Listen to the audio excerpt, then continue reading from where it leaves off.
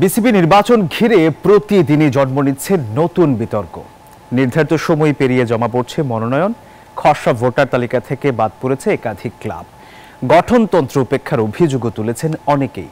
এদিকে বিসিবি পরিচালক ইফতেখার মিঠু বলছেন, বিগত 4 দশকে এমন পরিস্থিতি দেখেননি তিনি।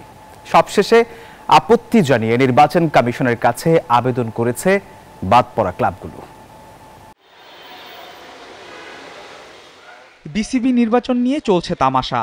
একের পর এক বিতর্কিত সিদ্ধান্ত প্রশ্নবিদ্ধ করছে আসন্ন বাংলাদেশ ক্রিকেট বোর্ড নির্বাচনকে। বিসিবি সভাপতি আমিনুল ইসলাম বুলবুল দায়িত্ব নেওয়ার পর জানিয়েছিলেন, টি-20 ইনিংস খেলতেই বোর্ডে এসেছেন তিনি। তবে সময় যত গড়িয়েছে বুলবুলের বোর্ডে থাকার ইচ্ছে ততটাই বেড়েছে। শুধু তাই নয়, ক্ষমতার বলে নির্বাচন ঘিরে একের পর এক বিতর্কের জন্ম দিচ্ছেন তিনি। বিসিবি নির্বাচনে নিয়ম ভাঙার অভিযোগ উঠেছে, নির্ধারিত সময় পেরিয়ে জমা পড়েছে নতুন মনোনয়ন। এছাড়া গঠনতন্ত্র উপেক্ষা করে খসড়া ভোটার তালিকা থেকে 15টি ক্লাবের কাউন্সিলরকে বাদ দেওয়ার অভিযোগ রয়েছে। যুক্তরাষ্ট্রের 1 নম্বর জিম চেইন গোল্ড জিম এখন আবারও বাংলাদেশে। বসুন্ধরা আবাসিক এলাকা ও বসুন্ধরা সিটি শপিং মলে।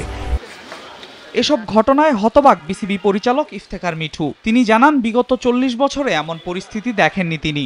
আমার লাইফে আমি তো বলেছি 40 বছরে আমি এটা দেখিনি, এবার যা হচ্ছে। খসড়া তালিকা থেকে বাদ পড়া ক্লাবগুলো বুধবার আপত্তিপত্র জমা দেয় নির্বাচন কমিশনের কাছে। সেই আপত্তির ভিত্তিতে বৃহস্পতিবার শুনানি করবে নির্বাচন commission.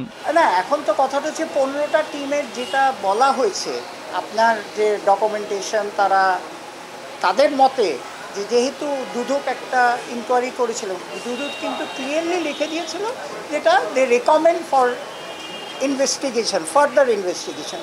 Okay, everybody is okay with further investigation, কিন্তু আপনি আনটিল প্রুভেন গিল্টি আপনি তো তাকে শুলে চড়িয়ে দিতে পারেন না। এছাড়াও বেশ কিছু বিষয়ে বিসিবির বিরুদ্ধে অভিযোগ তুলেছে Dhaka cricket club organisers association. বাংলাদেশের ক্রিকেটের সমস্ত কর্মকাণ্ড দেখি এই মিরপুর হোম অফ ক্রিকেটে অনুষ্ঠিত হয়। সেখানে নাওয়ানা টাওয়ারের মতো একটি পাবলিক প্লেসে কেন এই শুনানির ব্যবস্থা করা হলো সেটা আমার বোধগম্য না। আগামী 6 অক্টোবর অনুষ্ঠিত হওয়ার কথা রয়েছে বিসিবি নির্বাচন। আল মাহমুদ ফাহিম, নিউজ 24, ঢাকা।